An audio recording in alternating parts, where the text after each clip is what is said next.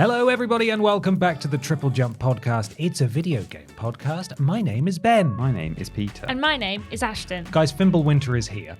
Yeah. It's very cold, so make sure you wrap up warm and look out for four. What? Look out for what? Got to look out for four. For what? For four. For what? For four. For what? With the hammer. The four. Oh. For four. For four. You've got to look out for four. Look out for four. Look out, he's here. I was so confused. He's really cross.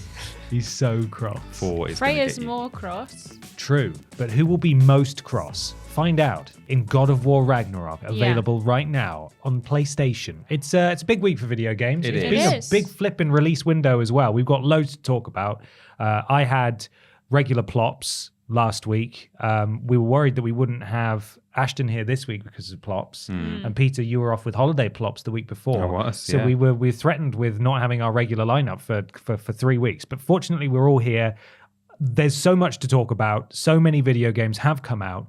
Are you guys excited? Are you guys ready? Well, and yet we Yes. should say that at time of recording, Ashton has actually played a little bit of About 45 of GAO, minutes. God of War. Yes. But we've not actually played it because we're recording this a little bit early because of holiday plots. And PlayStation and really stuff. don't like to send us anything. PlayStation hate us. They man. don't I really know what like we us need to do. at all. I don't know what we've So done we wrong. Won't be able to give you any sort of chatter or first impressions on that. Well, I suppose Ashton might. on what Ashton we can played. give Yeah. her very, very first A little impressions, but sign. you've probably seen or heard the Quipscope that went out on the channel already by Yeah. this point. So we'll just go watch that. Just go watch that. Each and every week, we're sponsored by a very real video game adjacent sponsor. It helps us keep the lights on here over at Team Triple Jump. Can you see him? No, he's not there.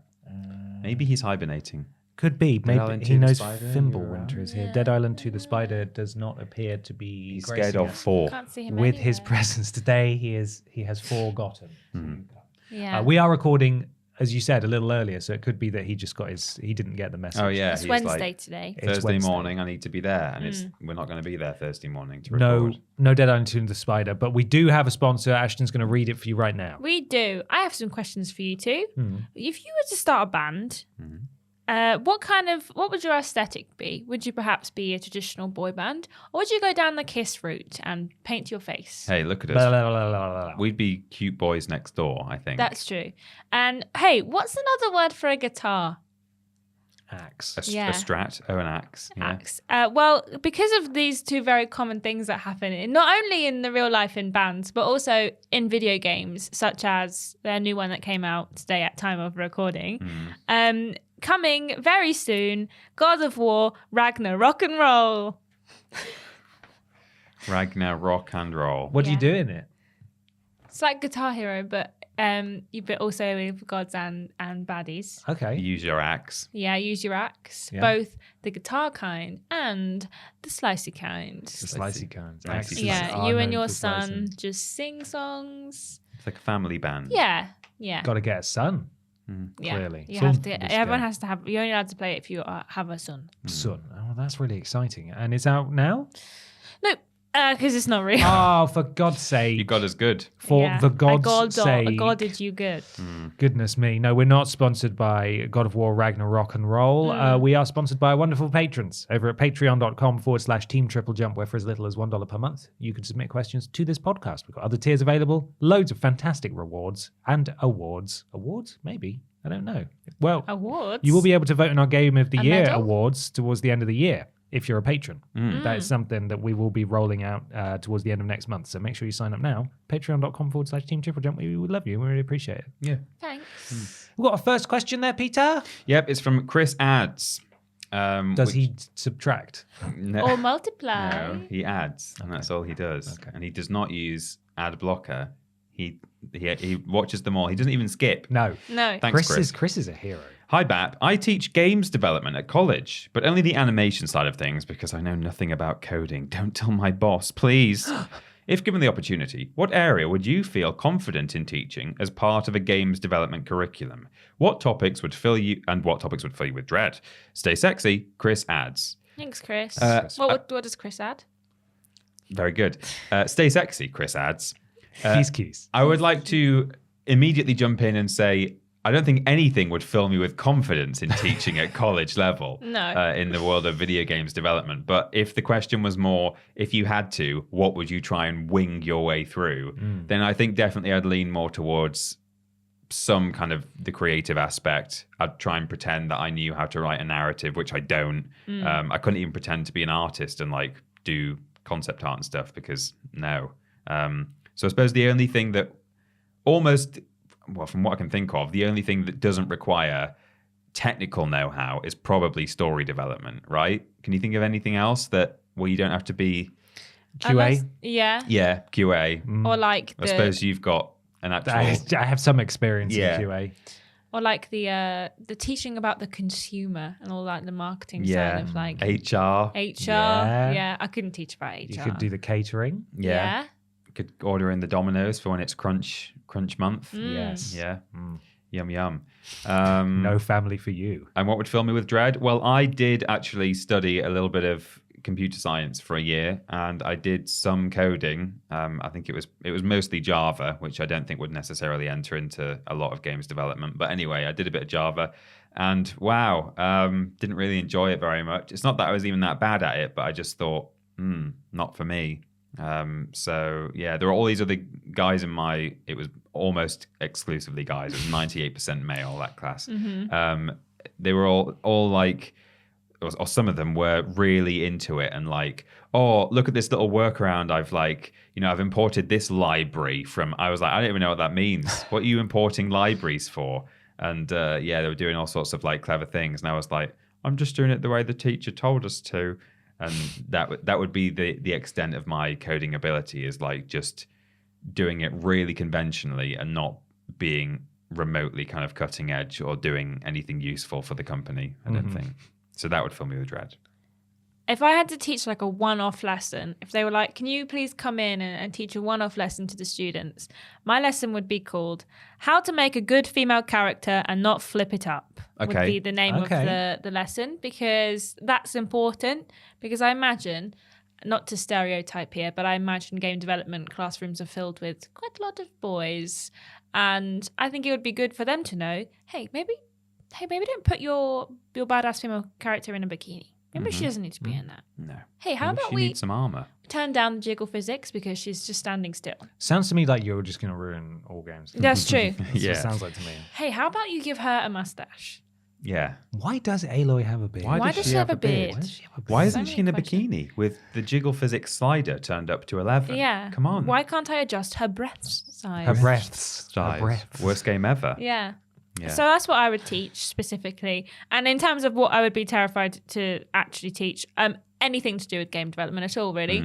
If you put me in front of a class and said, today we're teaching insert topic here, I would say, ooh, bad news, don't know anything about that. And I don't know, just probably show them some YouTube videos. I'm like, you guys want to watch TikTok for a bit instead? And then when the teacher comes back, I'd be like, so yes, that is all you need to know about the world of insert topic here. Yeah. Thank you so much for coming, and I'll see you next week. Make sure you do that homework I told you about. Do it. Brian. Yeah. Brian. It's always Make Brian. sure you do it. Cheeky Brian. And then they'd leave. And all they did watch was my For You page, which is just full of all kinds of weird stuff. Nice. That's what I would show them. Excellent. I would be terrified of having to do anything pertaining to art. Any kind of concept art. I think it would become pretty clear pretty quick that I don't know a damn thing that I'm talking about and have no natural ability whatsoever. If I were to teach a class, it would either be, because I did some QA a little bit for like 6 months, but I can't really remember a great deal about the due processes that were involved. They were quite intense. There were daily meetings, daily testings to be done. But certainly I feel like I could provide a guiding hand maybe in the broad topic of quality control. Maybe mock reviews, which companies do facilitate in order to work out what they think a game is going to review like. They do have play tests where people internally have to decide, is this actually fun? Because if you're, for example, a coder and you're working on this game every day, you don't usually get the opportunity to take a step out of that and actually play the game and decide whether or not hey, this is really good. Just because it's not part of your job, you're just told this is what you need to do. This is what you need to do. So these roles do exist, and I would maybe be able to offer some guidance there, perhaps. Maybe talk to some of these developers and just give them a kind of not home economics course, but almost sort of an outside of a gaming work employment, maybe some insight there in that the games industry is a highly volatile workplace, and there's a good chance that you won't be employed anywhere for very long. Companies either get closed down, projects end, contracts get terminated, you may not be working there full time. Maybe just sort of talk to these people and stamp on their dreams just a little bit. Just so they know going Just like some mild dream crushing, just so that they're aware that, hey, maybe you shouldn't buy a place. Maybe you should rent, just in case. How long is your contract? 6 months? Maybe you shouldn't buy a home here just yet, because there's a good chance that you could end up working all around the world. And as exciting as that is, that's just the nature of the biz, baby. And it's something that people who have been working in it have been campaigning against for a long time. Perhaps a little bit more stability, but that is just how the games industry works. And a lot of people end up not in, what's the right term for it? Should we say safe employment? Yeah. What's his name? Justin Schreier wrote a couple of fantastic books all about this kind of stuff, interviewing people who worked at studios and the general stress that goes into working there. So yeah, maybe that's what I'd do. I'd teach a course on just sort of like mild dream stamping. Yeah. Just you're passionate about this, but maybe like consider accounting. Ben Potter's dream crushing 101. Maybe something like that. Yeah. Just a little bit of stamp out the fire in What's your that? heart. You have hopes and dreams. You excited about this? Put them in the bin. Stop it. There's a good Brian? chance that Gross. you won't have this job next year. Not because you're not good enough, but because the games industry, it eats people It's up. brutal. It is brutal. So Yeah. You haven't got the stomach for it, Brian. You simply don't. Oh, poor Brian.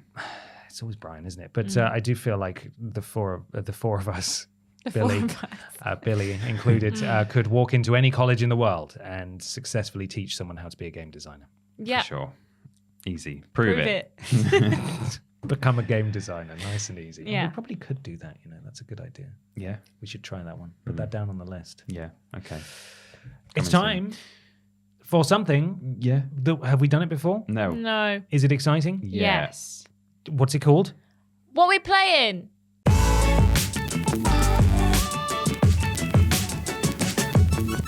It's What We Play in time. Time to talk about the video games that we've been playing. Peter, what have you been playing? I've been playing the game of life, moving my house. We're recording slightly earlier than normal, and so there's been even less time for me since the last podcast to even start settling down and doing things. What I did do when I moved in, because we required means of at least playing like DVDs and stuff, because we didn't have any internet was the problem, and we don't have an aerial, so we can't watch terrestrial TV. So I got the first console I could find, and the PS4 was at the top of the box. So I got the PS4 out, and I hooked that up the TV, and we've been watching stuff on there. And so I've been able to play the games that are installed on there. I haven't actually done that, because what I've done instead is do the same thing on my PC. So I have played a bit of Orcs Must Die this week, Orcs Must Die 3, and that was kind of it. I've just done that because I've not been able to download any new games. I didn't have the PS5 out, which had the games that I have been playing installed on it. And so not much is the answer. I'm hoping that I might have played a bit of God of War by the time the next podcast starts, or is recorded. So, yeah, I received a router today. That's exciting. That's great news. So I should have internet by tomorrow. So that is my exciting contribution to What We Playing, I'm afraid. Just a bit of a PC game that was already installed on the machine. Nice. Ashton. Lovely stuff. I've been a bit under the weather this week. Yes, you have. And I've also been a bit stuck at my parents' house, because driving when you're sick is really hard. But I've played, before I went to my parents' house, a little bit of Marvel's Ultimate Alliance 2 with MB, because he really liked the first one and he really wanted to play the second one. And then we spent a good amount of time confused as to why one controller made both characters jump. Turns out it's just a weird Steam error. But yeah, we played some of that, and it's interesting. There's definitely a lot going on pretty much all the time. But hey, we had a good fun, and maybe we'll play again sometime soon. Who did you play as? Well, at the beginning, we had like the 4 characters. There was Iron Man, Captain America, Spider-Man, and Wolverine. And I played mainly as Spider-Man. And then as soon as we were given free reign, I played as Storm. She's OP as hell. The lightning attack just ruins everyone's day. It's great. So I pretty much just played as her. And then we had an all-gal squad. We had her, Ms. Marvel, Scion? Yeah.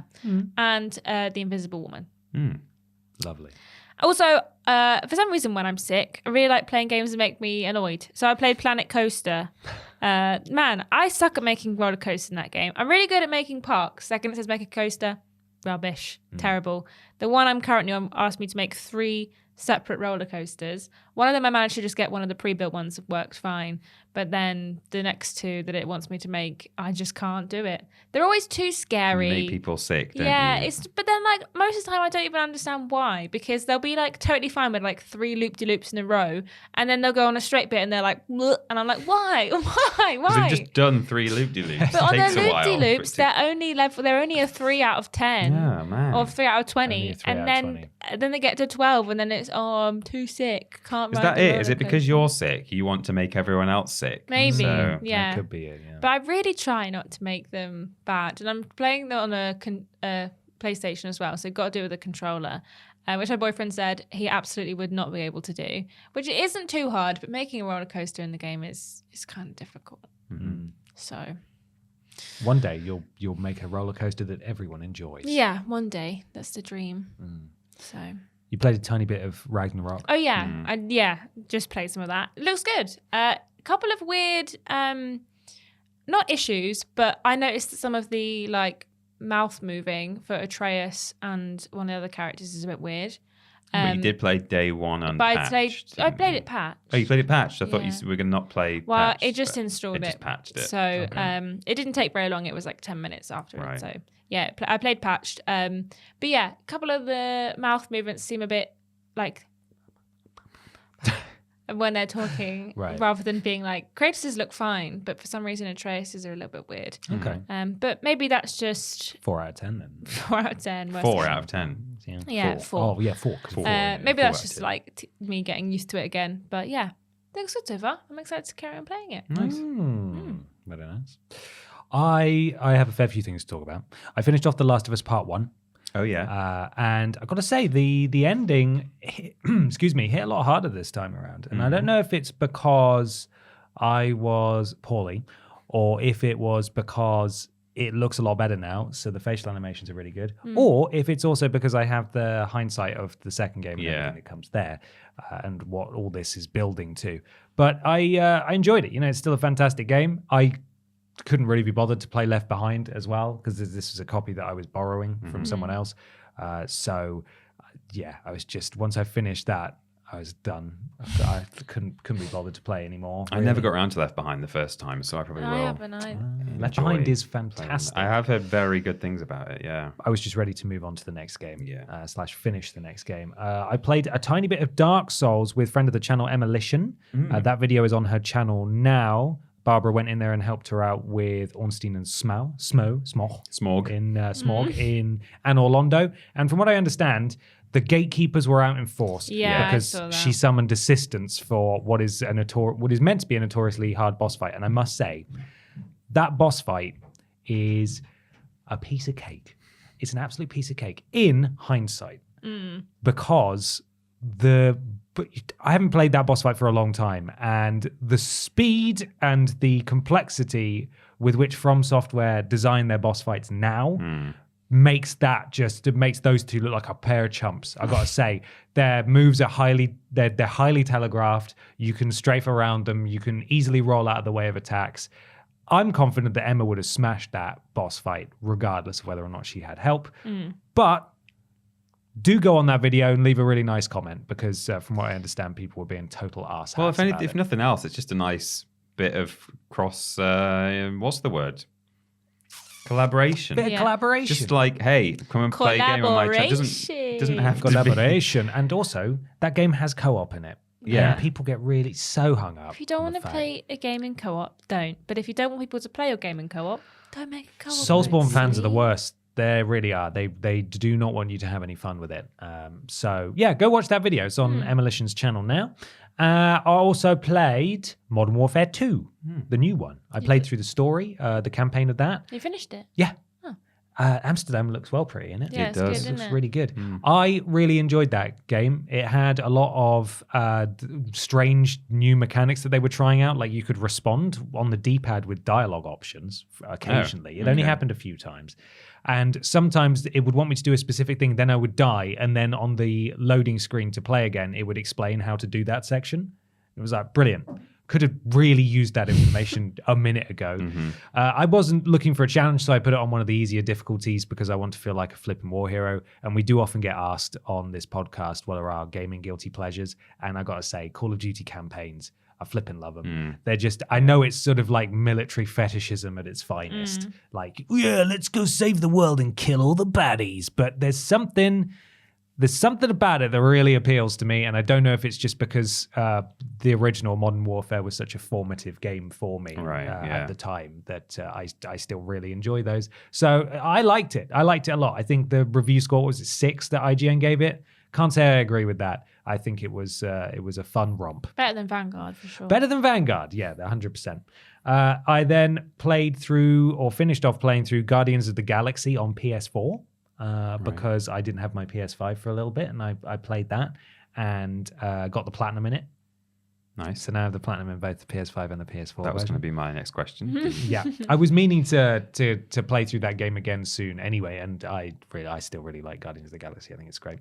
I then, for similar reasons, but not for the trophies, played through New Tales from the Borderlands on PS5 just to finish that because I played the first chapter on that, and then I played the rest on the PS4 version. So I finished that one off, and finally, because of the Modern Warfare 2 stuff, I thought, wow, I could really go for another Call of Duty campaign right now. And I haven't played Advanced Warfare. So I put the disc in and I played through that. And yes, it does have Kevin Spacey in it, and that is highly regrettable. And it also wasn't a very good campaign. It's got Troy Baker in it. Oh. And he looks what like... game doesn't? And he looks like Troy Baker one. as well. It's really jarring. Oh, really? In the cutscene, I heard him talk. I was like, that's just Troy Baker. Troy. And then in And the in waltz cutscenes, is Troy it's Baker. Troy Baker. I'm like, this is really taking me out of the experience, man. That's just Troy Baker. I think it is definitely one of the weaker campaigns, though, Spacey notwithstanding, and his terribleness. So Have you played any of the online? for Advanced Warfare or Modern Warfare 2? Modern Warfare 2. No, I haven't. I just played the single player. But I'm looking forward to Warzone 2.0 releasing next weekend. I'll jump into that and give that a go with some friends. That is everything I played. Tried to route through it as fast as I can. You played enough for the three of us there. Yeah, I played a lot. Thanks for. I forgot. I carrying also the played team. some Saints Row last night. Yeah. Is that still going well? That game sucks. But I love it. My boyfriend keeps telling me it's your favourite game, isn't it? I love playing it so much. Yeah, and what? All right? Yes, I do. it is. Yeah, it's great. It is. Question 2 comes from Sputnik. I'm going to prepare for me to say the word million lots of times. Okay. Nintendo have realised the latest quarter... sorry. Have to get through the word quarters first. or released would be... Does that It's say the- yes, it does say Realised. realized. Nintendo have realized their. Oh yeah, Right. also the wrong there. Yeah, Okay. it's okay. Nintendo have released their latest quarter's financials and sales figures, and for the first time, they're lowering sales forecast for the Switch down to 19 million for the current financial year from 21 million. With total sales 114.3 million units, currently over 3 million units selling every quarter, and probably at least 4 years until the replacement is released, it looks like the Switch will get close to the PlayStation 2's all-time sales record of 155 million units. Do you think the Switch will be a worthy success of the PlayStation 2 on its accomplishment? Given its success, where do you think Nintendo goes from here? Thank you, Sputnik. Thank you, Thank you, Sputnik. Sputnik. I think we may have been asked before where Nintendo should Yeah. go next, and I kind of struggled because I don't know. Like the thing with Nintendo is they do always seem to do just something a bit unique and different. You know, you can rely on Xbox and PlayStation to just release a kind of predictable model, but just with better tech. You know what it's going to be able to do, roughly speaking. Whereas, Nintendo come along and they say, hey, here's this hybrid portable home console with detachable Joy-Cons, and it's got motion controls and does all these things. And, you go back to previous generations and you look at the Wii, that's kind of out there as well, the 3DS. It's all a bit strange. So I find it very difficult to predict what Nintendo are ever going to do next. But I think whatever it is, it will be a bit weird again, in the same way that the Switch is also kind of a bit weird. But do I think it's a worthy successor to the PS2's accomplishment? Yes, I think it is in a couple of ways. Firstly, the PS2 also has a giant library of games, and so does the Switch. And I think the Switch... So I've got a list coming out. It may have come out this week, actually, on the biggest video game libraries of all time. And the Switch was way higher than I expected. It's like top 3. It may have even been at the top of the list. I don't know. But because there's a lot of kind of easy to download guff, like, just kind of digital like only. the Steam library was just full of just random stuff. Exactly. So because of that, you can at least say like, well, it kind of trumps the PS2 in that sense as well. And also it just seems to be one of those consoles. They don't come around even every generation necessarily, but just one of those consoles where everyone kind of has one. And I guess that's shown by the stats that we're talking about here. But everyone, it has that kind of familiarity to it. Like most people just had a PS2. Everyone had a Wii, and if you didn't, you knew about a dozen people who did. And you played the Wii all the time. And the Switch is another one of those. Like, I know loads of people who've got a Switch. I knew loads of people who had a Wii. But I didn't know necessarily a notably large amount of people who had, say, a GameCube or, like, a Series S. Or, I don't know, there's just something about certain models where it just seems very familiar, very accessible, very appealing, I guess, to a wide portion of the audience. And so... that, I suppose, is why it is selling so well. And I think that's something the PS2 did at the time. So hats off to the Switch for managing to just find its way into that niche. I don't know exactly what the exact, the magic words are and all the criteria that get you in there, but it seems to have done it as far as I'm concerned. So I well think done. You're right with the wide range of people it applies to. A lot with the Wii. It's a family console. Yeah. Like you can play it with your fam, so the parents are more inclined to necessarily get one for the kids over what they might, PlayStation 5. Partly due to the price, and also partly due to the fact that there's a lot more on a Switch or what was the Wii than a PlayStation 5 for the whole family to enjoy. Which I think is why it's done so well. Like you say, most people own one. I don't know if anyone at the office doesn't own a Switch. I think most of the people in our team do. I have a shared custody of a Switch. Yeah. But, Peter and I share a Switch. yeah. Oh, you swear? Oh, that's cute. Which I never really played. But Yeah, Peter's not allowed it. but I No. could, if I wanted to, I could ask. After Mum his says it's my outburst turn with the Switch. in public that time. Yes, He's not indeed. allowed. Yeah. What was I saying? Most of the people in the office have a Switch. Yeah. Yeah. Ashton's got poorly brain fog. at the Yeah. moment. Can you go? I don't know what I was. Yeah, gonna that's say absolutely next. fine. I can take over. I slightly misinterpreted the question. I do think it's a worthy successor for the same reason that you guys do. I looked at this question a bit more from the aspect of will it reach the 155 million units of the PS2? And yes, I think it probably will, unless tying into the further question about where Nintendo goes from here, they suddenly release a brand new unit and discontinue the old one, which is not going to happen. The Switch is going to continue to sell regardless of whether or not they release a new one. I would be curious, though, when they do release a new one, which, as we've discussed before, we're all agreed pretty much they're on the right track here. It just needs to be a lot more powerful. Yeah. If they do release a new one, will it be backwards compatible? Will there be an element of the current cross-gen situation we're seeing on Xbox and PlayStation at the moment, where games released for the new Switch have to be compatible with the old Switch as well? And then will they end up kind of backing themselves into a corner on that front? There has been some news recently about some developers who are getting a bit frustrated about having to develop Series X games that have to be that's right. compatible with the Series S, even not even the original Xbox, but the Series S. They're struggling to make it work on that.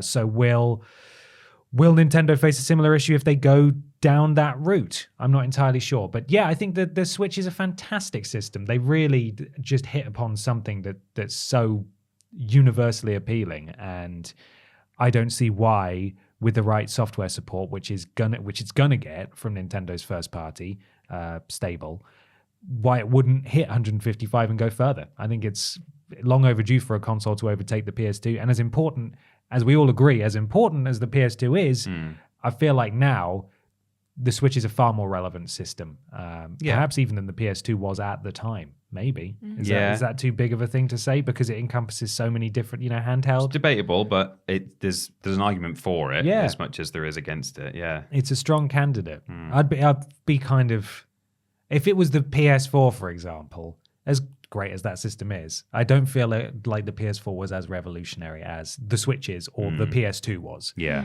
it would just sort of be like, it was just a really popular console that sold a lot of units, whereas the thing about Switch is it has a real story, I feel. Well, the PS2 I wouldn't even say was revolutionary other than the fact that it just, again, it did the Sony and Xbox thing of stepping up what was already kind of the norm. It was just DVDs. DVDs, I suppose. It was the first DVD player for a lot of people. It was, but to me, I view the PS2 as like, here's just the, it really is just the PlayStation 2, It's like a sequel console. And if Nintendo, the next step for them might well be just a sort of sequel Switch, like a new model. Yeah. But the Switch itself felt like something new. It wasn't just, a kind of a sequel to the Wii or even to their handhelds. It was kind of its own thing. So that I would say the Switch is more revolutionary than the PS2 was. Or certainly more cutting edge. Maybe you could still argue PS2 is revolutionary. People are getting furious in the car. Yeah, you could maybe argue PS2 was revolutionary in the sense that it said, here's like better hardware. Yeah. But it didn't do anything like really new and unexpected. It was just, here are your games, but better. Switch is a fantastic console. Yeah. It's well deserving of overtaking an arbitrary number of sales. Yeah, I suppose. Do you have any further thoughts? I was just going to say, remember what I was going to say. This is a bit of a broad statement, but I do think that the Switch appeals more to female gamers than a lot of the bigger consoles, due to the fact a lot of Switch games aren't online, that kind of energy of like men online, and the way that like a lot of female gamers are treated on online games. And I also think a lot of the games that are on Switch are geared towards the more casual gamer, which does tend to be girl gamers as a whole, because a lot of the time these games it's difficult to get into it, and a lot of these adult women who haven't been into games without the introduction of someone who is really into it might just go for the games that they think are cute and cozy and easy to pick up and easy to play, which why I do think that Switch is doing so well. I also think the pandemic's helped them a lot. I think that Animal Crossing, etc. Exactly. I mean, I got a Switch during the pandemic so I could play Animal Crossing. There wasn't that much on the Switch beforehand that I was really interested in, but I got it because of Animal Crossing, and then since then I've played some more games on it. But I do think it's, like you say, it's a revolutionary console in a lot of ways, and it's introduced a whole bunch of more people into games, which I think is great. So, hey, if it does get over that number, good for them. Good for them. Good for them. They'll sell a metric flip ton more of them when the new Pokemon games release next week as well. Yeah. We'll be covering those on the channel. Yeah. The hits keep coming. And Good for also, Nintendo.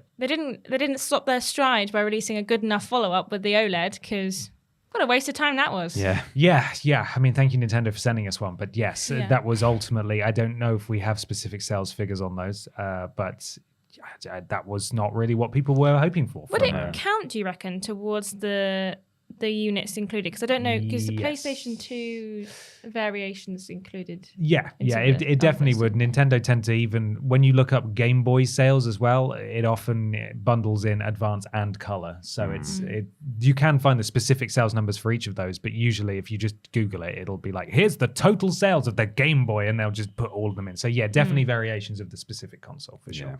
Will all be in there. Right, it's time for something a little strange, lady and gentlemen. Are you ready? Yes. Good for evening. weird news?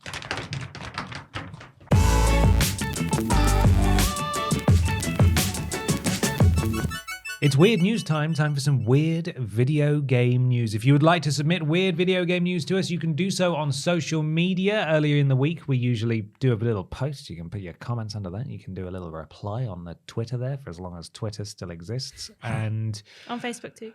Yes, on Facebook, you can do a little comment under there. And if you want to guarantee that you get your name read out, weird news, you can become a podcast producer by going to patreon.com/ Team Triple Jump. Team Triple Triple Jump. Jump. And support us at a certain tier. Become a podcast producer. We'll shout you out right now. Nathan. GY Goliath. Sean Legg. Welco. Nicole Hansen. This is me. Yeah. Nexus Polaris. Ellie Nicholas. Erica Hutchinson. Melody L. Burnett. Katie Jarrett Garrett. And Gabrielle Philippink. I spent so long reading Nexus Polaris's name and thinking, wow, Peter's probably going to have to take a minute to think about that one. And then, oh, Peter is taking a minute. Oh, it's me. Nexus Nexus Polaris was here Polaris. last week. It's me. Yeah, and the week before, I think. Sometimes so there we I are. think maybe I'll just like Shuffle them around. shuffle them around. Nathan's just to gonna be like gutted. mix it up. Yeah. But Nathan wants to go first. I haven't done Thank that you, this time. podcast producers. We appreciate all of you. Really appreciate it. Peter, what's your weird news this week? I've got weird news that was submitted to us both on Twitter and Facebook. I got the, I think, Facebook submission from Jonathan Wong because it was a good write-up, but RB also sent it to us on Twitter. But this is the Kotaku write-up by Isaiah Colbert, or Colbert, who said, Sega is hiring a Sonic lore master to keep up with all his nonsense. And the subheading is, with great power comes great responsibility to make Sonic Mpreg canon. Which I think is that male pregnancy. Yeah, is that like all the fan drawings? Yeah, I and think stuff? it's sort of weird art where he's pregnant. Did you guys see this morning that there was a new Sonic Frontiers trailer, and about 11 seconds into the trailer, Don't Stop Me Now starts playing, and it was like the most just like jarring thing I've ever seen. No, I didn't know Yeah, this. it's pretty bad. Today, in job listings that exude a menacing aura, Sega is looking to hire a Sonic lore master to keep track of the Blue Hedgehog's canon and non-canon antics. If you have a degree in the arts and just so happen to be doom scrolling through the job hiring website, LinkedIn, you might have come across a job application from Sega of America for a lore associate manager for the Sonic team. Yes, Sonic has established lore within its video... Yes, Sonic has established lore within its video games, movies, and its low-key, slept-on comic books. Though many might be scratching their heads at the existence of Sonic lore, one doesn't simply go fast without having a pre-established reason to. Over the past 31 years of Sonic's existence, the Hedgehog's lore has involved a plethora of bizarre storylines, like him being cuckolded by Shadow after the Hot Topic Hedgehog stole his then-girlfriend, Sally, and his often brought-up smooch with a human, which has been burned into everyone's memory. So you can see why Sega is in dire need of someone to keep the Blue Hedgehog's lore straight. As the name would imply, the responsibilities of the lore associate manager include reviewing and verifying story content for accuracy and consistency, as well as brainstorming, script writing, and providing feedback for new Sonic stories and characters. The lore master job listing also happens to coincide with the release of Sonic Frontiers, Don't Stop Me Now, on Xbox, PlayStation, PC, and Switch tomorrow. There's a quote here from the job listing. With both project management and creative duties, you will be immersed in the organizing and shaping of Sonic lore, canon, characters, and universes, helping to bring consistency, connectivity, and creativity, CCC, to all things Sonic across various forms of media, including games, animation, comics, and more, Sega of America wrote in the description. Could you imagine spending like 8 hours a day just reading and looking at and watching videos about Sonic just to compile a complete version of lore of Sonic the Hedgehog? I already get... You'd lose your damn mind. You would. I'd get extremely tired just talking about Sonic, let alone having to do it for You a get job. a glimpse of him and it is exhausting. This article it does continue, but it's quite good. As of the time of writing, the job listing... the job listed as a full-time mid to senior level position within the company. If you're looking to throw your hat into the game, you'd be in a pool of 371 other Sonic fanatics, 136 of whom are entry-level applicants, and 54 qualifying as senior-level applicants. 371 people is not that many for a job in the games industry if you really think about it. Yeah, I it leads guess me to not. be like, does Sonic actually have a lot of fans, or is it just a few very loud people? Yeah, That's, maybe. That's what I'm curious about now. I You think know that a lot of people will be qualified for this, though. Not Yes. not on paper necessarily, but in terms of knowing and caring about the law. When will you learn? Your actions have Yeah, hire consequences. that guy. You freaking Freaking fricks. Sonic's expansive lore has provided both fans and bystanders alike with a treasure trove of good and lawfully evil phenomena over the past 31 years of the character's existence. On the one hand, you've got hidden gems such as the 1996 Sonic Over, don't know what that is, Machinima's YouTube comedy series Sonic for Hire, and YouTuber Snapcube's hilarious real-time fan dub series. Then there's the dark side of Sonic fan lore. Last year, when the then President Donald Trump tried to launch the social media website Getter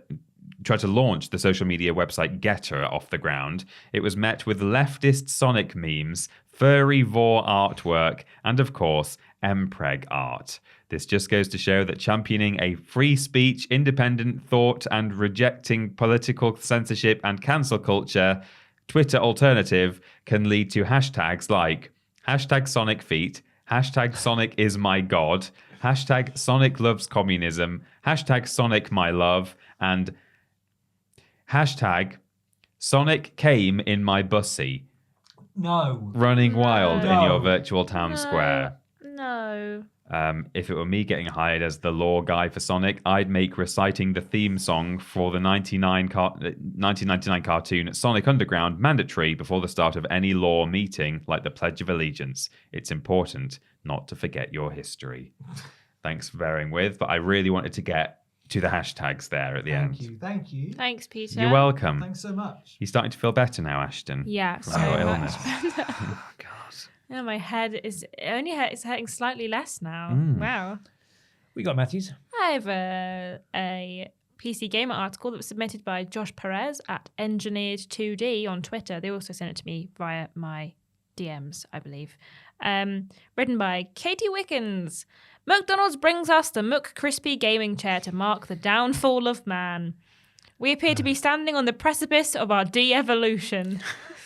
It's all good news today, isn't it? Yeah. Just you wait. There's a way out in my news. Yeah.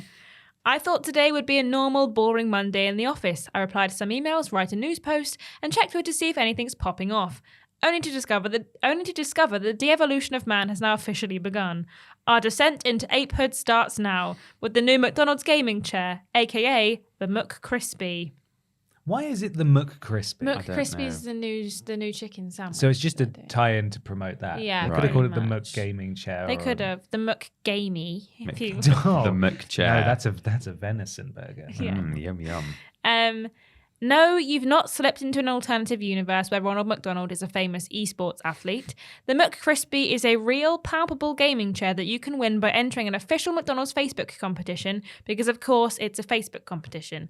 So obviously I tried to enter the competition. Right. Yeah. I can't figure it out. I don't know how Oh, to get no. That's there. the competition. It says like click the learn more button and the video, but I can't find the learn more button. And everyone in the comments is equally as confused as to how you enter it. Well, that's it. They've only got one to It's give a away. publicity stunt. Actually, you're wrong. There are only 4 in the entire Wow. world. Which means we That's should loads. be seeing every streamer with questionable revenue streams sporting one of these babies. Though this may yet open up a terrifying opportunity for corporations to follow suit. And then a big gap, I dread to think. The design is a vomit-inducing black and yellow, with McCrispy printed slantily across the leather, and even a matching lumbar support pillow. Of course, there's a giant M on the black headrest, and even the wheels had the McDonald's yellow slapped on them. It comes complete with a fries holder, 2 dip holders, and a burger heat zone to keep your McCrispy warm. 2 dip holders. Yeah. Never in my 30 years on this earth have I felt the need to keep my McCrispy warm. Imagine all of those germs fermenting your burger for hours on end. Moreover, never have I, nor anyone I know, expressed a wish to have an heat-emanating gaming chair. Gaming chairs are already warm enough with us sitting in them, working up juicy gaming sweat. Oh. Normally, gaming chairs are advertised with the opposite feature. The worst part is that McDonald's is selling the seat on its grease-resistant leather treatment, so no need to worry about spills and stains. Ah, yeah, just gobble it down, folks. No need for table manners. You you can forget about all the work you put in cleaning your gaming keyboard. Well, time to wave goodbye to the dignity of the human race. And no, we won't be getting one for testing, so don't expect a review. Just lying there in like a pile of fries and burger crumbs and I don't need to brush those off. It's grease resistant. Yeah, That's not how but it at least your works. McCrispy is still warm. What? How does that work? It's just a heat pad. Yeah, It sounds like some a kind of fire heat. hazard. Yeah. So this is the video, and it says this is like how you win it, and it's only available in the UK. But you can't. It says click the learn more button. But where? Where's the learn more button? What happens if you click that That link? URL there. That's the terms and conditions. Trust me, I've tried. Have tried. I've tried, and I can't find it. Okay, well, if you guys at home can work out how to enter this competition, Please let us tell know. me. But we have until the 13th of November to win it. So it would be too late. Yeah. When this goes out. And everyone in the if comments you win is it, equally. send it to us. Yeah, we'll buy My it from favourite you. comment is, try doing the competition, but when you click on the links to give you terms and conditions, I would like it for my grandchildren, not for me. I'm too old, lol. From Leslie. Thanks, Leslie. Leslie, because it's a Classic Facebook Les. competition, so that's who they're reaching. Their target audience. Yeah. Got to get Leslie. my chicken chair. No. I would like this for my A children, crispy not for me. check. I'm too old. Lol. Lol. Lol. My weird news comes courtesy of Bextra, Kestrel, Awesome Fox 42, Sai, and many, many others. Thank you so much for this. This is an article on Eurogamer from Livnan. And the headline is Oculus founder makes headset which can kill you in celebration of Sword Art Online. Palmer Luckey, founder of Oculus VR and creator of the Oculus Rift, has designed a new VR headset to celebrate the popular light novel and anime series Sword Art Online, which can also kill you. The plot of Sword Art Online revolves around a massive multiplayer online role-playing game in VR, which is played using a headset called the Nerve Gear. A number of players get locked into the game, and the Nerve Gear can't be removed whilst a player is still online. And, spoiler alert, it'll kill a player in real life if they die in the game. Lucky revealed his own version of this headset, named the OQPNVG, in a blog post on the 6th of November. It's really good, isn't it? To coincide with the day the events of Sword Art Online begin. Blah, blah, blah. In his blog, Lucky claimed Sword Art Online led to a huge interest in Oculus, as the anime adaptation aired at the same time the Rift went from internet forum curiosity for turbo nerds to siren of the games industry. That's how he refers to the Oculus. Combined, I assume. It says combine with Lucky's own interest in the series, and somehow the next logical step was to create a real-life version of the Nerve Gear. The idea of tying your real life to your virtual avatar has always fascinated me, Lucky wrote. According to Lucky, only the threat of serious consequences can make a game feel real to you and every other person in the game. The OQPNVG uses 3 explosive charge modules mounted to the headset rather than a microwave emitter like its fictional counterpart. So it's crap then. It's not even the same thing. Not even real. When fired, the charges will destroy the brain of the user. Lucky's OQPNVG has a ways to go before it can be considered a true Nerve Gear. It is incapable of supporting a fully interactable VR world like that of Sword Art Online's. However, that is perhaps the least critical issue with it. It then talks about VR being purchased. Here we go. Lucky mentioned the explosive charges that attached to the OQPNVG are usually used in a different project, likely referring to his work on military weapons.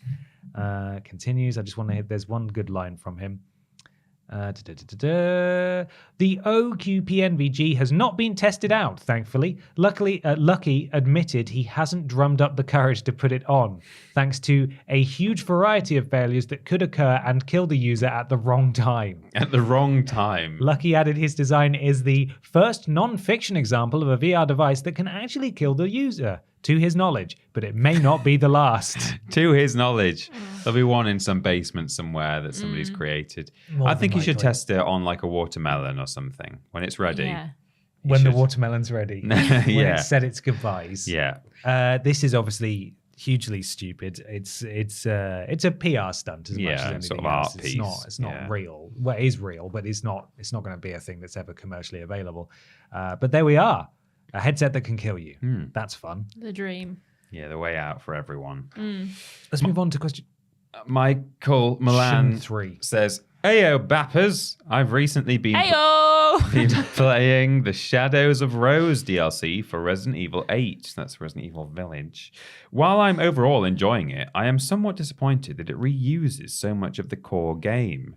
My favourite DLCs in the past have been ones that largely create a new experience. What, in your opinion, makes a great DLC? I must admit, when I saw the initial trailer that they did for the Rose DLC, I thought, oh, you just go back to the village, do you? Okay, fine. So I'm not surprised to hear that. I've not played it, but I'm not surprised to hear that that is the case, that it's mostly just reused content. To me, I agree that it's nice to have a whole new experience, if possible, in a DLC. There are plenty of other DLCs that don't do that are still really good. But the one that always comes to mind for me for a really good DLC was Shivering Isles for Oblivion, where you step through a portal and you end up in the titular Shivering Isles, which were where the Daedric Prince of Madness, what was his name? Sheogorath. Yes. Hangs out, and just weird stuff happens all the time. Like, just bizarre things. That's kind of the whole aesthetic of the, not just of the place, but of the DLC itself. So I thought that was a really good DLC. It's like, it's not quite as open as the overworld is, but it's still open world in the sense that you can kind of wander in any direction, and like, you're not going to bump into an invisible wall or a loading screen. You've still got this world to explore.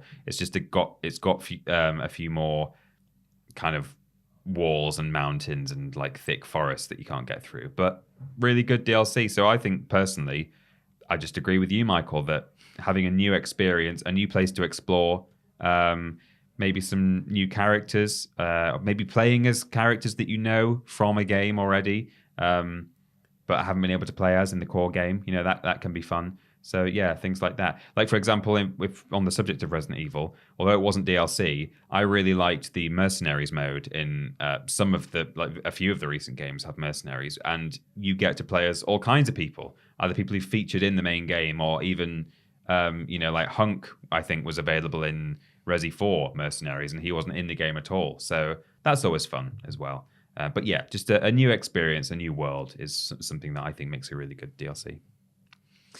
Yes, I agree.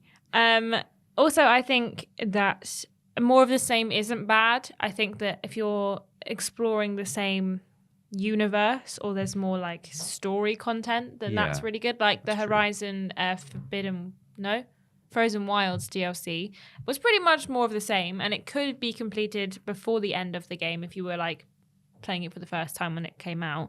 And I think that it's just additional universe lore and universe building, which is really cool, and more of the same mechanics, but with added kind of like flair. Like there was a whole new set of weapons and armaments in the Horizon Frozen Wilds DLC.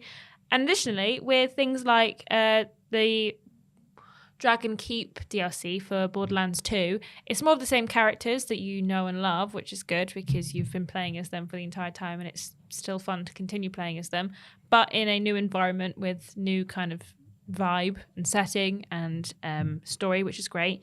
I think that works really well, but I think that like there's a point where it's like more of the same and it's good, and a point where it's more of the same and it's just more of the same and it's not that interesting, especially when it's a game like Village, which kind of has a final conclusion to that whole arc. I think if you just got more of the same, you're kind of like, well, I've already finished this. And I know that the Shadow Rose DLC is like, there's a reason you're going back to the village. I don't know if you're actually even, I think it's sort of dream sequence, it's a dream or sequence. Some kind of hallucination. Yeah, which I do get, but I also think, that's come to a nice conclusion. We've seen a lot of these areas and we've kind of finished everything now. I do think that can be hard to kind of come back to and, revisit after that kind of final conclusion. So I do think when it's a game that is, especially one that's kind of a sequel, like a sequel to 7, I think it can be hard to add DLC on. But like I say, more of the same isn't always a bad thing, but it has to kind of add something to the universe or the story itself. Mm-hmm. Yeah, I agree with that as well. Not necessarily a bad thing, but I can understand why that would be disappointing. To just be going back and traipsing around the same environments, especially if there's not enough of a spin put on the original game or the original experience. For me, the undisputed king of DLC is Borderlands 2. Jesus, What's going on in there? Is it the boys? Have they gone in? Yeah. Do you want to do the dad thing and knock on the wall? Just give I him a think little hammer on the wall. the snacks may have arrived. You've got to be more aggressive. It's all so muffled. padded. What, you want me to pound? Yeah, on the wall? as if it's a noisy next door neighbour. Oh, Good. goodness, that made Bam, me feel bam. uncomfortable. Yeah, How me did you too. feel about that? I got feel 2 awkward. pounds in. I was going to do 3, and I was like, no, that's No, enough. actually, only 2 quid. Yeah, I feel uncomfy Yeah. now. Borderlands 2 for me is the DLC. But to be clear, for people to understand geographically where we are, the kitchen for this office is on the other side of this wall. Thin wall. So sometimes when they go in there, they make a flip ton of noise because they're having a tea break or Brew something. crew. But Brew crew. actually, as you pointed out, they may well be. There's the a big snacks shop are coming in today. Yeah, so I'm ungratefully banging on the wall. It might even be big boss man Adam Pacitti on the other side, bringing in the food he's paid for. He for should us know to better. Eat. And He I'm knows saying, how annoying it is keep to it be down, in here while Dad. you can hear them all in the kitchen. Yeah. Anyway, Borderlands 2 DLC was unbelievable because they had 3 or 4 big expansive DLCs that were all included as part of a season pass. They had 2 DLC characters? Like brand new characters to play as. yeah. There's Gage and Krieg. Yeah. With Was it? Sorry, or was the Ice Lady in the first one? I think she was in the pre-sequel. Oh, the Ice Lady. pre-sequel. Yeah. So 2 brand new characters with their own skill trees and all that kind of stuff. These areas were big maps that had sub areas. They had a main story that ran through it and lots of little side quests and things, new guns, new gear, new loot, all the kind of stuff you would expect from the main game, but in sort of microcosm. And they also had released several sort of much smaller holiday themed pieces that again took place in their own area. There's a Halloween one. There's one we've spoken about before on the channel, and I've streamed, which was Marcus Saves Mercenary Day, yeah. which is a Christmas themed Yeah. one. There It's was a fantastic. Valentine's Day one. Yeah, there's a Valentine's Day one. I thought that stuff was really good, introducing new characters, new areas, new quests, all that kind of stuff. But I do agree that I think DLC is at its strongest, and if we're talking DLC that's not cosmetic or like a WWE game DLC where you get more attribute points for your character or currencies or whatever, then it's got to be a new area with new stuff, and that is what I want out of a DLC most of the time. Yeah.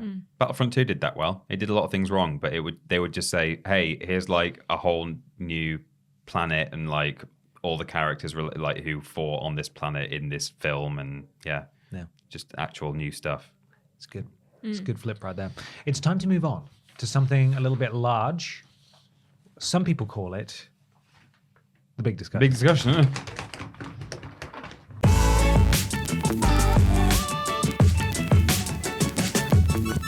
It's big discussion time. Time for the big video game discussion that this week comes courtesy of David Lever, who says, "Heyo, BP and A, No. PB and A, Yeah. BP and P." PB and A. Like J? PB It's and like J. PB and J. Gotcha. Yes, I understand. Thank you, David.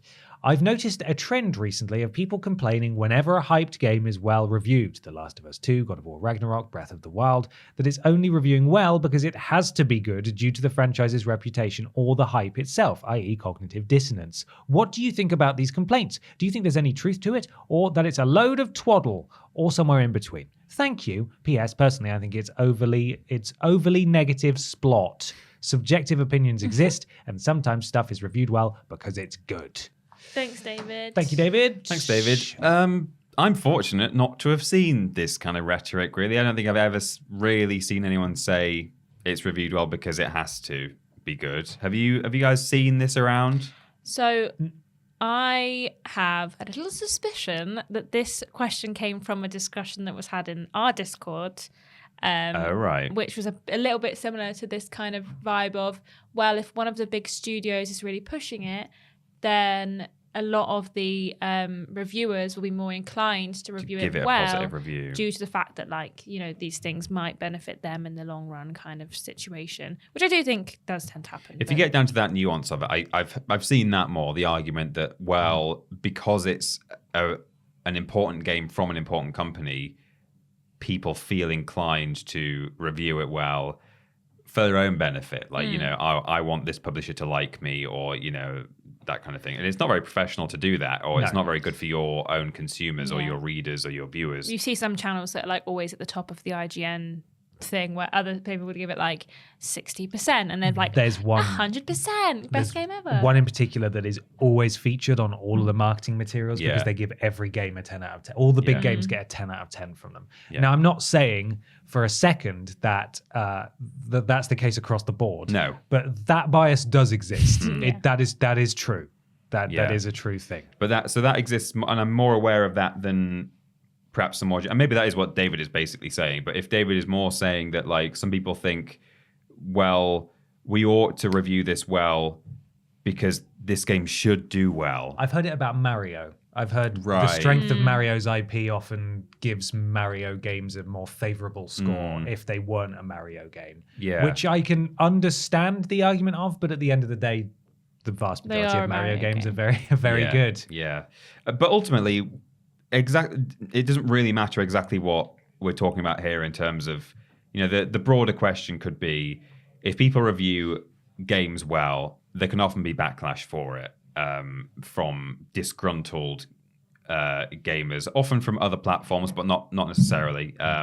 And that is always very frustrating. And my mind immediately goes to The Last of Us, for example. And there were reasons why, not justified reasons, but there were reasons why people got cross at The Last of Us Part 2, and they then found it frustrating that it was actually, it was I don't want to say an objectively good game, but it was seemingly a very good game, and because it didn't kind of tick the boxes that they wanted it to tick, or it ticked boxes that they didn't want it to tick, they got frustrated with that, and then you end up with review bombing as well. I guess we're sort of talking a bit more about critical reviews in this question, but it's difficult to see a negative reaction from gamers when they see a game doing well just because they don't like it. Ultimately, and there's no real justification for that kind of behavior. David puts it as well as anyone, saying subjective opinions exist, and sometimes stuff is reviewed well because it's good. And I'd like to think that for the most part, actual critical, the outlets that you're thinking of that come to mind when you talk about game reviews, generally probably review games based on their actual experience with the game, and not because they're trying to kind of feather any nests or please people from PR or publishers. So yeah, I've seen less of this in the way that David specifies, and I hope I don't really see any more of that, to be honest, 'cause that just sounds annoying to see.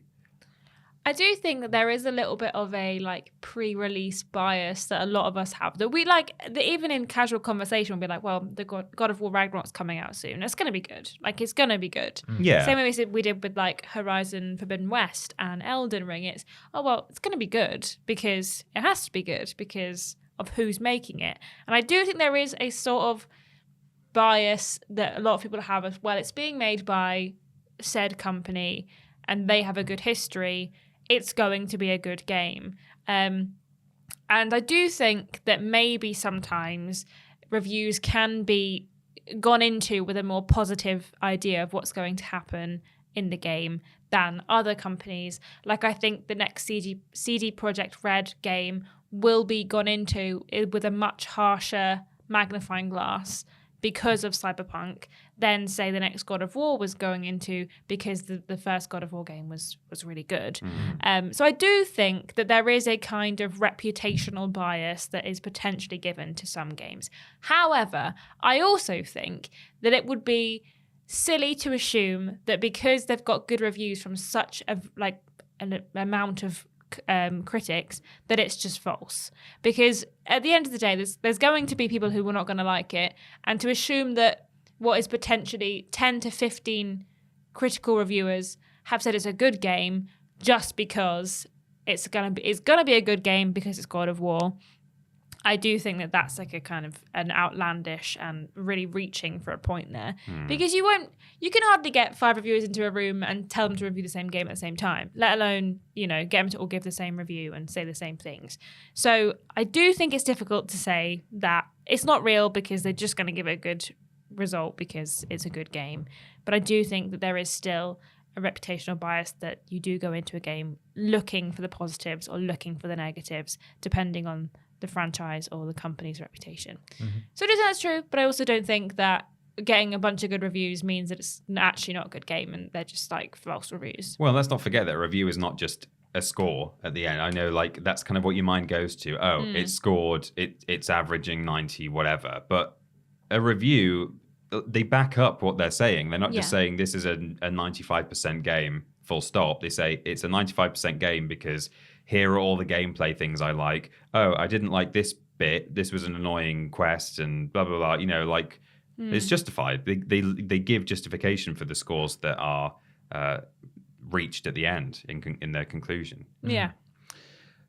Do big franchises get preferential treatment when it comes to review time, do you think? I think they think certainly so. get they get reviewed more because because it's a big franchise. Then People are going to click on the review. Yeah, people are more get more clicks on this actual review. Would you say that they get given more of a benefit of the doubt, though, as to Ashton was saying? I don't think necessarily they get a benefit of the doubt when it comes to. I think it's, in a way, it's easier to pick apart it's like positive and negative marking. I think if you're dealing with like a small, you know, like an indie game or something, it really needs to like do the work to raise your score. So you maybe go in at 50%. And then it has to like do the work to show you why it's a 70, 80, 90% game. Whereas I think something like God of War, people might go in thinking this is probably going to be an 80, 90, 100% game. But then I think it's quite easy at that point to negatively mark stuff. And if you encounter a load of glitches, we've seen it with, you know, for example, I hear from Ashton, you've had a bit of disappointment in the Borderlands recently. Yeah, there's been some tales. So you went into that game presumably expecting it to be good At because you least enjoyed, good, yeah. and then It wasn't. You encountered reasons why it wasn't, And that brought down. could identify that quite clearly. Yeah, so I think that's the way it works. I think maybe with those like more mainstream games, you go in like with the expectations, and then they get chipped away. Yeah. Whereas with a lower you know, an indie game or something, it has to like be built up. Maybe. I think mainstream games have to perhaps do more to disappoint people than if it was a new franchise. Say, for example, if Dead Space 3 wasn't rubbish and it had been a long old break and we weren't getting a Dead Space remake, we were getting a Dead Space 4, and the reputation was there. Let's say Dead Space 4 was releasing forget what I said. Dead Space 4 is releasing 2 years after Dead Space 3, and Dead Space 3 was really good. And it was good, okay.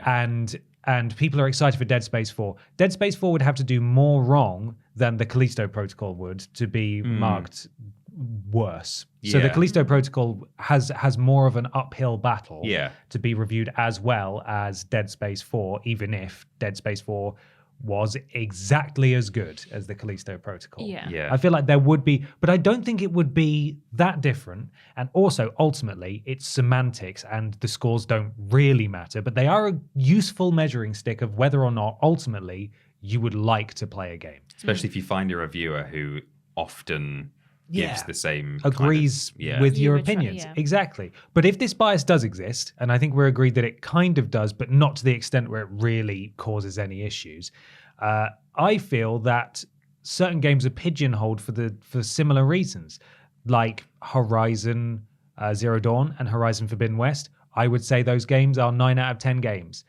Neither of them has ever got a score like that. And I feel like because of the genre of game that they are, they will never escape that mid-80s range. Whether or not that's fair doesn't really matter, because I know I like those games, and an 85 is a really good score anyway.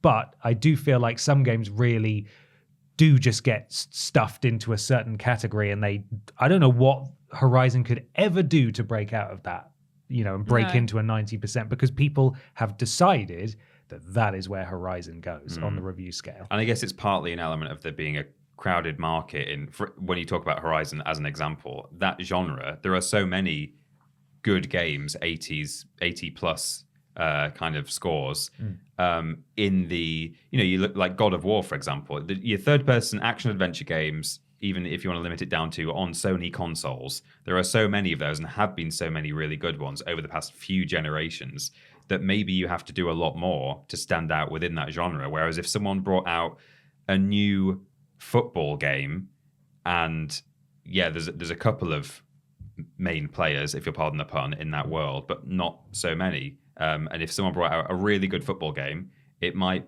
maybe find it easier to reach the top of that league than the third person action adventure. What does FIFA have to do to get a 95? Well, yeah. What does that even mean? Yeah. Just works, ultimately. doesn't it? Yeah. Just works. What does it even mean at that point? Call of Duty as well is another one, I think, where it's always going to basically score the same, unless it does something really bad. Yes. I also think that games reviews tend to depend on what's coming out either side of it. Like with Horizon, with Elden Ring, literally like 5 or 6 days after Horizon Forbidden West came out. I'm not saying that it would have got better scores, but I am saying that potentially they do influence one another. If you've got a reviewer that's gone from playing Elden Ring to then playing Horizon or vice versa, these Baby differences... Baby game. Baby game. Dead game. Elden Ring's out. I do think it's going to affect either way, whichever way around. Absolutely, especially if it has any common ground at all, i.e., being an open world RPG like that. There is going to be an impact there. We've all heard for quite a while, and I think it was said a lot more in that big old break where we heard nothing about Ragnarok. That the consensus generally was, hey, it's probably just going to be more God of War 2018, and that's great. We could do with that. It's probably not going to get the same score in it, but it'll still be really good. And then everyone saw the trailer and like they're using the same boat animations. Yeah. It's just going to be the same game. The fact that it got a score like this is really exciting. And I don't know why anyone would be upset by that. Why wouldn't you want this game to be this good or to believe that this game is this good, especially as it's now out and everyone can play it? Not everyone's going to like it.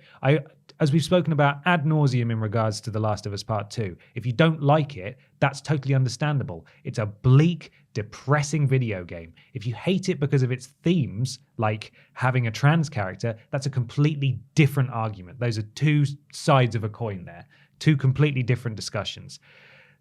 God of War is reviewing incredibly highly when for the longest time we all thought it was just going to be more of the same. Yeah. And the fact that it has reviewed so highly is something to be celebrated. But it is ultimately unimportant because it's a review score and you'll like it or you won't. But there's a good chance that you will because it's reviewed so well.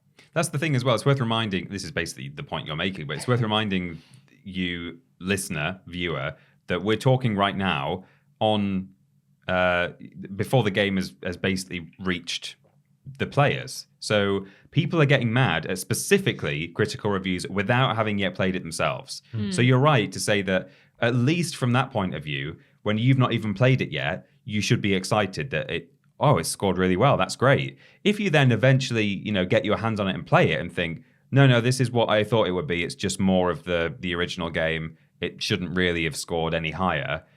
Then you're entitled to sort of have that opinion and say, well, maybe, and to ask the question, why is this scored so highly when, in my opinion, it's no better than the first? But when you've not even got your hands on it yet, all you really ought to do is be intrigued, if nothing else, and think, okay, why is this scored so highly? Maybe because it's a better game. It's a Metacritic 94, but is it a David Lever 80? Who knows? Yeah. You just have to play it and find out. I know that we gamers are starting to /are a jaded bunch, but sometimes it's okay to be excited about things. Yeah, just let people like things. I always get excited, and then sometimes when I get let down, it hurts more. But sometimes it's okay to be excited because it's going to be good and it's worth it. Just let people like things. Yeah. It's okay. Hey, guy. But also, just sort of in a broad sense, be kind to people on the internet because there was actually an inverse story that's come out of this situation where a reviewer for IGN Korea, I don't know if you saw this, gave the game a 6 and has been receiving death threats. Cool. Okay. So, Of course. Cool. so normal should we? behavior. Yes. Should we just chill? should we just chill? There's an article to Push Square, an article from Push Square linked in the link dump if you want to read up a bit more about that. But obviously that behavior is unacceptable. I actually hadn't heard anything about this particular instance with God of War, people criticizing the review score just because it has to get that review score. But certainly we do this dance every time a big game comes out. Someone reviews it too highly, someone reviews it too lowly. They're lowly. Christ. Too low. And there are always outliers because they are subjective opinions at the end of the day. And then people go after them. And that's just grow up. Why does it matter? That's why averages exist. Why does it matter? Else. Exactly. It's an average at the end of the day. This is the average of all the reviews on the internet. Why get upset by the one person who reviews it 101% and the other person who gives it 33 when the average score is, 80, 90, whatever it is, whatever game we're talking about? Just God of War's Metascore is really high. And I imagine a lot of people who are listening to this podcast will already be diving in and finding out for themselves if it's worth it or not. But as always, review scores are there just as a guiding presence. And if you take them too seriously, then, it is what it is. You can disagree with them, and that's okay. Well, make sure you let us know in the comments below what you think about everything we've discussed today. We'd love to hear from you. And Peter's going to tell you where on the internet you can find us. YouTube.com and twitch.tv/Team TripleJump for all of our videos and our live streams. When we're streaming on both YouTube and Twitch, we're modded by Lord Brotovich, Trailing Badger, and Mr. Black. If you've got Amazon Prime, part of that bundle that you're already paying for includes a Twitch sub, so you can spend that on us at no extra cost, and that will be great for everyone involved. Twitter.com and Facebook.com/Team TripleJump. You can go to both of those for video and live stream announcements, legacy video content, questions about the podcast, and so on and so forth, all sorts of things. Highlights of the week as well from Twitch. TikTok.com/@Team TripleJump for our TikTok. We will put some TikToks on it eventually. Some more. There's someone up this week. Great. Okay. Fantastic. Not like actual TikToks, but clips. Yeah, we've been posting put the clips. clips and stuff. Those are on good. them. Yeah, but we'll do some more talks at some point. Some memes and things. Pav, you're doing more TikToks on your TikTok. Patreon.com/Team TripleJump for lots of different tiered rewards. You can go and look at them all and choose which ones you'd like, and they give us the money. Thanks. We have a website, TripleJ.map, TripleJU.mp. It spells jump. It's very clever. If you want to join our Discord, it's TripleJ.map/Discord. Chat with our wonderful community over there. On Discord, we're modded by Jack, Joe, Tori, and Hollow-Eyes. And if you have to do something, bloody well do it, all right? Do it, guys. If you want to listen to the podcast in its audio forms, why not go to TripleJ.map/podcast or catch up on some more live stream VODs by going to TripleJ.map/VODs. If you want to book a cameo from us three or James Jenkins, why not go to TripleJ.map/cameo. Christmas is coming up soon, Christmas and is we coming will up wish soon. you a wonderful Merry Christmas And a Happy New and a Year. Happy New Year. Well, that's extra. Yeah. Or maybe a happy Hanukkah if you fancy. And if you want to buy some sick and cool merch, go to TripleJumpShop.com. Make sure you're following @TripleJumpShop on Twitter for the latest merch No, not today. announcements. Peter checked his hoodie to see if there was something I underneath. checked underneath my hoodie to see if Is there? He's naked under there. It's just a legs? blue Oh, it's t-shirt. just shirts today. Yeah. I'm wearing He's one. naked under there. We all are. Why not follow Peter and Ashton on Instagram and Twitter @ThatPeterAustin and @Scrambled_Ashton, and myself just on Twitter @confused_dude. We do lists every Monday, Tuesday, Wednesday, Thursday. Streams every Monday, Tuesday, Wednesday, Thursday. Worst games is fortnightly. Friday for patrons of a certain tier, Sunday for everyone else. Blaze it. Thank you. Sorry, I didn't. I skipped over it, didn't I? Oh. Streams every Monday, Tuesday, Wednesday, Thursday. I'm taking a small break from streaming. Solo streams are Monday, Tuesday, Wednesday, and the joint stream is. Hang on, what did I say? You're right. Joint stream is Thursday On YouTube. on YouTube. Thursday being the joint stream. Blaze it. On YouTube. That really the subtraction of the Friday It's has really thrown you off. Just Yeah. ruined the whole flow, hasn't it? The podcast is every Saturday, and we do shows all the bloody time. So come and check them out. Why not leave a 5-star review on your platform of choice? It helps something to do with Al Gore's rhythms. It's free and it takes just a moment. So please consider doing that. Merch, it says here. Merch. I just haven't taken it. It's still available. You can Still buy there. the Ashton pins, or there's this legs top and Yep. new merch coming soon. Yes. Fingers Christmas crossed. drop, hopefully. Yeah, we Yeah. need to message our boy about that. Yeah, we Actually. do it. And there's Get the ball rolling. 1 week left on the Tat Appeal. This is your, well, actually 6 days. 18th of November. It's the last chance. Do we There is- make work for Kieran by saying address on screen, Address or do we on just say screen. address available Address in on the the address channel? available on social media? Kieran, Yes. if you are watching through the edit, I don't blame him if he doesn't. He doesn't need to. No. No, we're Then really address on screen. If uninteresting. not, address elsewhere. Yeah. It's findable. Thank you to everyone who sent And Tat don't in. forget, It's there is a incredible. 1 week grace period. So if it's not going to arrive by the 18th of Don't worry too much. November, no worries. There's going to be a week before we open it anyway. Yes. Same Then we as will was. film. And if we do get anything after that date, it won't be on camera, but we will contact you if there's contact information inside. Thank you. TY. So there we go. Worst games ever is this week, Peter. It is Mary, Kate, and Ashley Crush Course. I've just watched it, the first draft. It's the final draft because James Jenkins is a one draft boy now. Jimmy Jenks. He's always doing single drafts.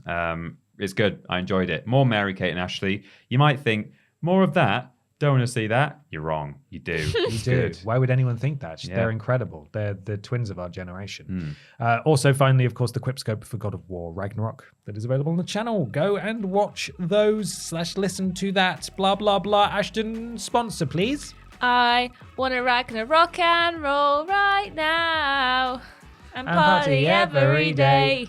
I Want a God of War Ragnarok rock and right roll now. all night. I don't know the line. And have a really good time. Thank you for watching, everybody. We will see you next week. Look after yourselves. Bye-bye. Bye-bye.